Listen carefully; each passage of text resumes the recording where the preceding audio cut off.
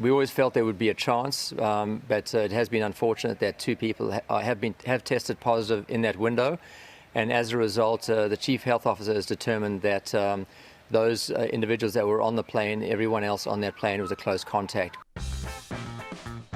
Welcome everyone to Monday Match Analysis. I'm Gill.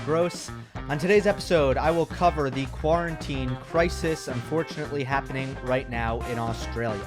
72 players, both men and women, will be forced to isolate completely for the next 14 days due to positive tests on 3 separate charters from different areas, all on their way to Australia. One from LAX in Los Angeles, one from Abu Dhabi, one from Doha.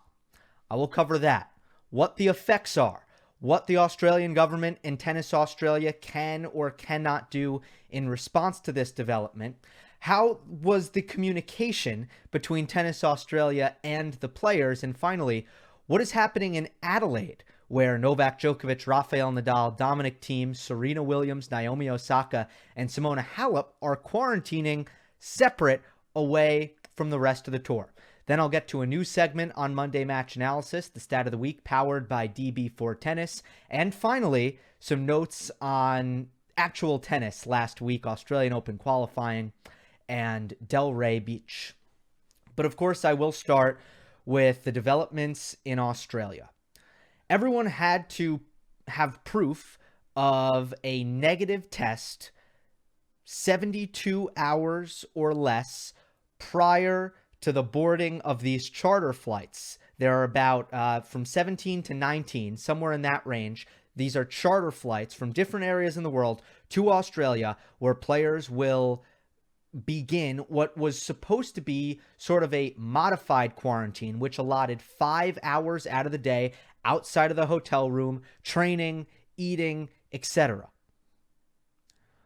For 72 players, what that will be is, instead of that modified quarantine, it will be a full quarantine. And that's because there were positive tests on some of those flights, which the Victorian government has deemed close contacts. So everyone on the flight is now deemed a close contact with those individual positive tests. Everyone on those 3 flights will have to quarantine completely for 14 days. This is very, very, very, very, very, very bad. For the players in isolation, they will have 1 week buffer before the Australian Open begins, but still going 14 weeks without doing anything, everyone agrees, is a tremendous burden on the athletes. And as Belinda Bencic said, if the players are complaining, it is not because they have to quarantine. It is because they are expected to do their jobs shortly thereafter. That's tough. It's difficult. And by the way, staying in the same room for 14 days is in itself physically and mentally extremely challenging. Nothing to sneeze at. Thankfully, I have not had to do it, but people close to me have. And let me tell you, I've seen firsthand. It's not easy. It's hard. So can we start here? Let's start here. Let's give the players a license to complain. The situation absolutely stinks. It is a real hardship. It doesn't matter how much money they're making. It doesn't matter how fortunate they are for this tournament to be happening, which, by the way, I saw an unbelievable amount of gratitude by so many players. So many players came out and thanked Tennis Australia for putting this event on despite all of the difficult circumstances. And I saw so much gratitude. That doesn't mean the players can't complain. I don't care if you're an astronaut, a tennis player, or a janitor. If you have to stay in the same room for 14 days, license to complain. License. It stinks. And to have to compete after that, it stinks. I'm not going to call a player entitled for complaining. Not going to do that. License to complain. But now let's take it a step further. Sometimes life stinks. Sometimes circumstances can't be avoided. So let's look into this. We're talking about an area in Australia which is essentially living without the hardship of coronavirus. They've been hovering around 20 cases daily in the entire country. They have gone into lockdown. They have limited travel, both international and domestic. And the reward for their immense commitment to controlling the spread of this virus, the reward for that has been they are right now living under somewhat normal circumstances. Folks, the stakes are enormous. That can be undone very, very easily. All the work that the community has put in to control this thing, that can be undone in an instant. There are Australians who have not been able to come back to Australia because that's how strict Australia has been. That's how much it has meant to them to control this virus. And it's worked. They've done it. So for the country to welcome in about hundreds of tennis players from all around the world, this was always going to be a hard sell. For Craig Tiley and Tennis Australia to get the government to agree to this was always going to be a hard sell. And now we're going to expect that there's going to be exceptions made to public health guidelines? Really? Of course not. Why would we expect that to be the case? Why would we expect that close contacts would get to test frequently enough that they can get out of quarantine when for the locals, for the people in that community, those are not the rules?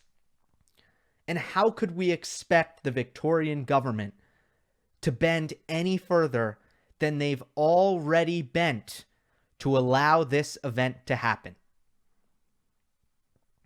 These two things are not mutually exclusive.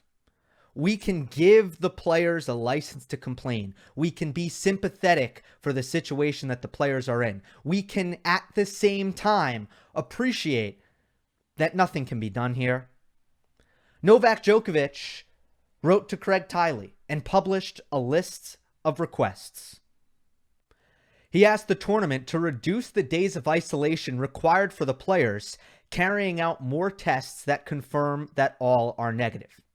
He asked permission to visit your coach or physical trainer as long as both have passed the PCR. He asked that if the previous proposal has the green light, that both the player and his coach are on the same floor of the hotel. And Djokovic finally asked to move as many players as possible to private homes with a court to train. Look, some of those requests are perfectly reasonable. In fact, all of them are perfectly reasonable, but some of them are at odds with the public health guidelines in the state of Victoria in Australia. The quarantine is 14 days. Those are the rules. Those are the rules. That's not going to change. It doesn't matter what Novak Djokovic says. I am not going to criticize Djokovic for writing this to Craig Tiley, but it's not going to happen. He has no sway here. This is above him. This is above tennis. It simply is. I'm not going to criticize Djokovic for being out of touch or being entitled. Why? Because to do that would be like criticizing a prosecutor for prosecuting an innocent man. You can't do that. That's their job. Djokovic's side is the players. He speaks for the players. That's what he's going to do. I'm not going to get on him for doing that. He's a prosecutor prosecuting. He's a defense attorney defending. Novak Djokovic has a side. All he's trying to do is do what's best for his side. That's okay. But it's not going to work. It's not going to work. Let's talk about communication, because this is one area where I think that Tennis Australia and Craig Tiley, the CEO, is not above criticism at all. The general sentiment among players, and this was confirmed by Australian doubles player Philip Oswald in an interview, the general sentiment among players, and you could see it on social media, was that they were caught off guard by the idea that if someone was positive on their charter flight to Australia, that they would have to isolate for 14 days. They never saw that coming. They were surprised. And again, I'm sympathetic to that position. I would hate to be surprised by such a thing. And communication is often not good when it comes to tennis. That's being kind. Communication is usually horrible when it comes to tennis. That is a byproduct of the fractured political system, is that the players are not communicated to. They are often finding things out through Twitter, through Instagram, just like fans are, which is not great. And at the end of the day, communication is in the eye of the receiver. Just like beauty is in the eye of the beholder, communication is in the eye of the receiver, or in the ear of the receiver. And if the players were all naive to the idea that this was a risk, well, that's not great. And I think everyone, including Tennis Australia, would wish now that that could be different. With that being said, Craig Tiley did say that close contacts would have to quarantine. I think the players thought that meant their coaches, their inner circle. No, because the Victorian government ruled that anyone on the plane, and by the way, on one of those planes, it was a flight attendant, and I don't know if there was anything different, but as far as I'm concerned, flight attendants are usually walking up and down the plane the whole time.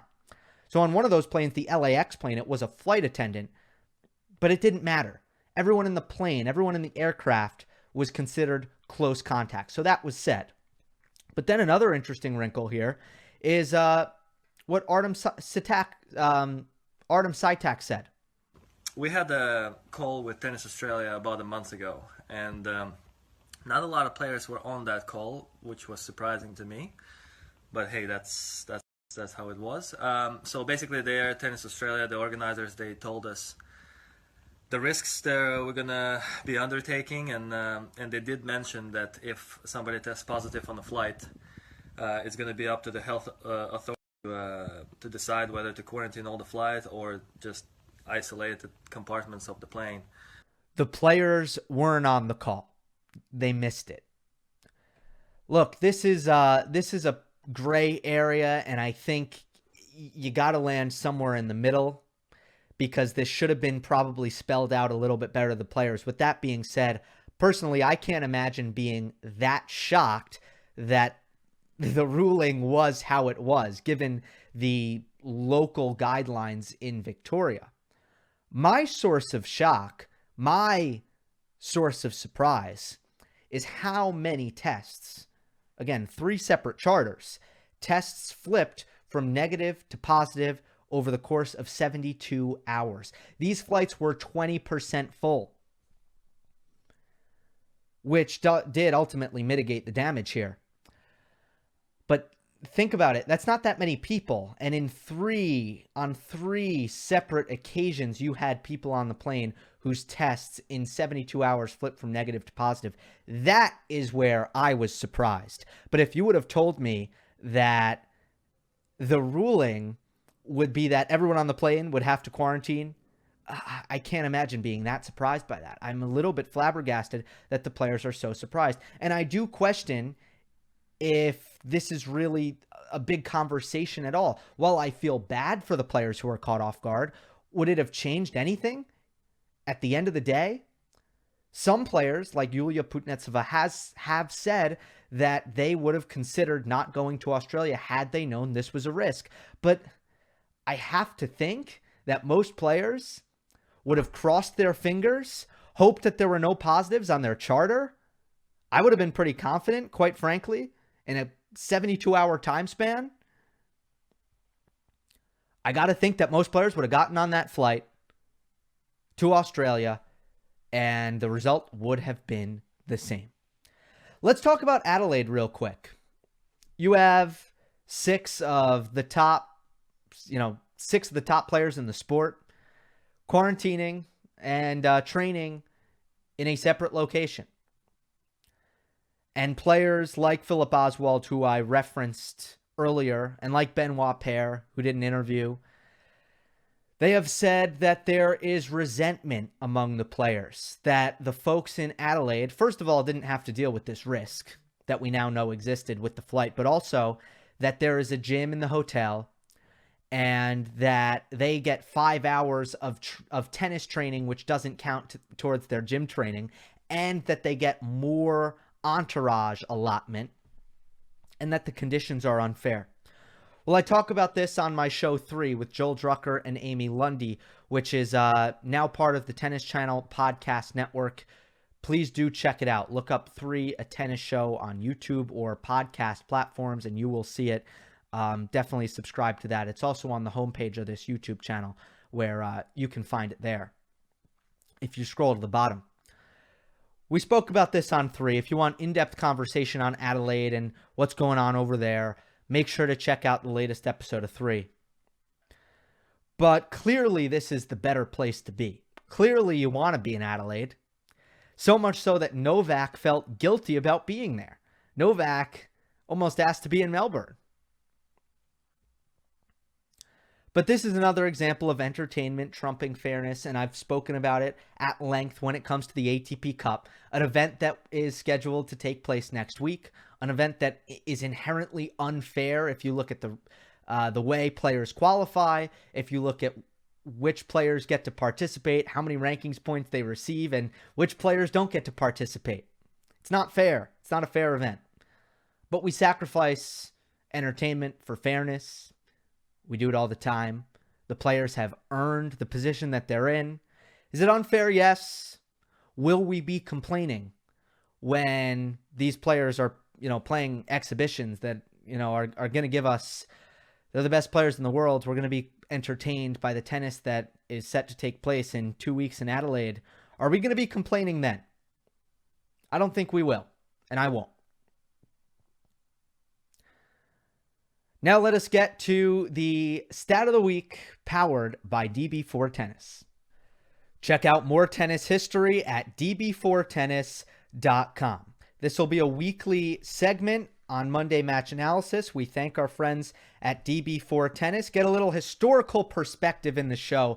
Very, very important, and these guys are great. All right, heading into the 2021 season, we have a very interesting WTA trend. Since 2016, there have been 2 or more new major champions every single season. It's the first time in tennis history that in 5 consecutive years, we've had 2 or more first-time major champs in women's singles. It started in 2016 with Angelique Kerber winning her maiden slam at the Australian Open. Then 4 months later, Garbine Muguruza broke through in Paris. In 2017, also at the French Open, it was Yelena Ostapenko claiming her first title. And at the U.S. Open, Sloane Stephens won on her home soil. In 2018, we witnessed the most first-time champs since 2011. It started off the year in Melbourne with Caroline Wozniacki.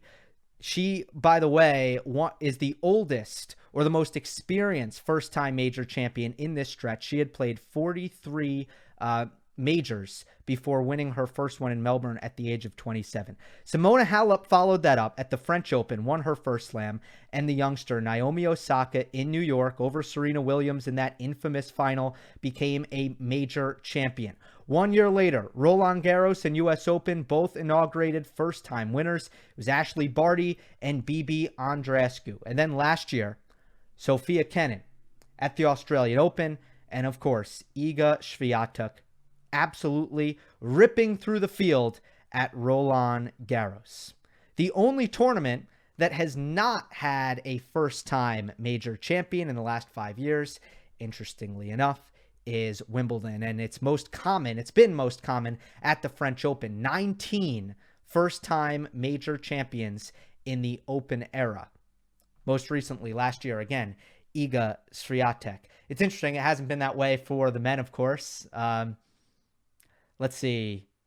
You'd have to go before the Rafael Nadal era, before Rafa won his first. You'd have to go back until then, if my memory serves me. But of course, the experts are at DB4 Tennis. Again, check out that database. It's really cool, and I'm excited because I think it's going to be a really fun part of the show every week, going back and getting that historical perspective. Finishing up with last week's tennis, there's not that much that I'm going to go into detail on, but congratulations to Hubert Hurkacz. He is the champion at Delray. Alex de Minaur lifted the trophy in Antalya. That tournament was not streamed, and I did not illegally stream it. You gotta, if a tournament's going to be that inaccessible, and maybe I shouldn't be saying this because I have a YouTube channel where I talk about tennis, but if a tournament is going to make itself that, and I don't know who's to blame here, if it's going to be that hard to watch a tournament, you better bring me something that's going to make me go out of my way to try to find an illegal stream. And Antalya did not do that for me, although de Minaur beat David Goffin. Sasha Bublik made the final in that tournament, and Bublik, he's got weapons. He's exciting to watch. I don't know if he's going to make a run here at a higher level of higher rankings position. I don't know if he has a lot of improving to do, but he is pretty young and he's got weapons. So maybe this can be a big year for Bublik. Who knows? But big title for de Minaur. For Hurkacz, that is a tournament that I did catch a lot of, and I can't say this title run moved the needle for me on Hubert Hurkacz.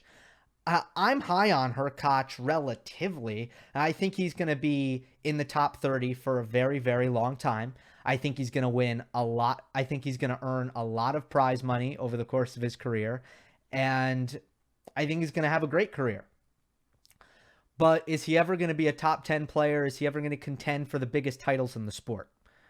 That's not out of the question, right? I don't hold every player to that standard. So the fact that I'm even asking that question means I do think that Hurkacz is worthy of that question. Right now, I'm still leaning no. That didn't move the needle for me. It's his second career title. Unfortunately, and this isn't his fault, he did not have to go through a top 100 opponent. And it's the first time that a player wins a title without beating anyone in the top 100 since John Isner in Newport a couple years back. But I wasn't overly impressed with Hurkacz. He was a lot better than anyone that he had to play. Sebi Korda was playing great tennis up until the final, and he aggravated an injury that he was carrying and ended up not playing at a very high level in that final. What do I want to see from Hurkacz? He continues to have a really well-rounded game. He's a clean ball striker. He moves well for 6'6". He's got a good combination of baseline coordination, baseline agility, I'll say, and or baseline comfort, baseline prowess, and serve. You know, he's got that good combination. When he gets to the net, I love his volleys. I think they're so underrated, and I would just beg him to come up more. And you know I'm not one of those guys. I think it's an overused tripe in tennis to tell players who are not comfortable at the net or offensive players who aren't good at the net, and you tell them to come up more. Well, they don't have it. I really think Hurkacz has it, because whenever I see him up there, he looks comfortable and he looks incredibly skilled at the net, and he doesn't use it much. And as a result, I find his game somewhat passive. I don't think he's imposing. For 6'6", a player with a good amount of power. He's got a flat backhand, which cuts through the court nicely. And his forehand is kind of big, but I think he's got kind of a Kevin Anderson baseline game. Kind of before Kevin Anderson got really, really good. And Anderson had a better serve than Hurkacz. And what I mean by that is it's a little bit robotic and it's not very aggressive. And I just think he needs, at 6'6", with the assets he has, I think Hubert Hurkacz needs to be a little bit more eager to hurt his opponent. He needs to be more imposing, or the best players in the game are going to hurt him and expose his movement. I just want to see some more aggression from Hurkacz in general. Still, good run. He's a really good player, and he should win that title with the players he played. No disrespect to Kiraz, who he played in the quarterfinal, or Christian Harrison, who made an amazing run to the semifinal. No disrespect to them, but Hubert Hurkacz should win those matches. He handled business. Good job to Hurkacz, and we'll keep an eye on him. Now let's take a look at the Aussie Open qualifiers. Throwing it up on the screen if you're watching on YouTube. Couple guys I want to highlight here. One, Carlos Alcaraz. Alcaraz had a tough match in his first round. Won a 3-setter, and then after that, looked really good. And I watched the match against Hugo Delin, and dominant. He looked so good. Man, Carlos Alcaraz, for really the better part of the last year, has looked like the big kid in the kiddie pool. It looks like the water's kind of at his knees, and it's just time for him to get a step up in competition. And I want to see what he can do against some high level tour level players, because I got to see it. All he's doing is winning. So first player born in what, 2004, maybe 2003.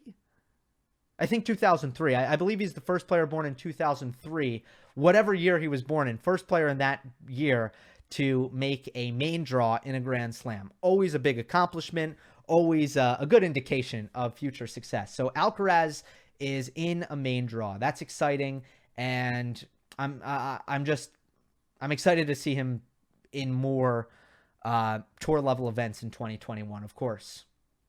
Let's see. If you've noticed, Aslan Karatsev, who I was watching a little bit last fall, I watched a match of his. He's a really talented ball striker, and his results are tremendous ever since the break, ever since the hiatus post Indian Wells. Ever since coming back, he's been really good. I think the best players in the world will get him to move, but he's got heavy ground strokes and a really big serve. In an unbelievably aggressive game, and just he's blowing out everyone. He drew Brandon Nakashima in the first round. That's why I want to highlight him.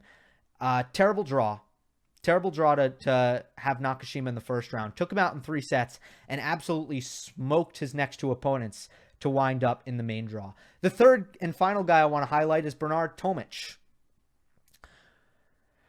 Man, he's really talented. Always has been. Everybody knows that. The extent to which Bernard Tomic has not put in effort in his tennis matches, and I actually watched him in a U.S. Open qualifying match in person 2 years ago at the Open. The extent to which he has not been trying the last 5 years is really spectacular. It's unbelievable. And he won 3 setters. So look, all I'm saying is, let's see, do we have a high effort Bernard Tomic alert? Is that going to happen here? I don't know. If it does, watch out. We'll have to find out. A couple veterans: Sergei Stakhovsky, Vitor Troitsky, Emer in there, Michael Moe in there, Maxime Cressy, the big American server, in there. So some good qualifiers. Loving it. And the schedule is next week will be quiet. Besides news, I'm sure there's going to be drama because it's been a soap opera so far. Week after, ATP Cup, Adelaide exhibitions, should be a lot of fun. Can't wait to ramp things up here on Monday Match Analysis. With that being said, I will wrap it up now.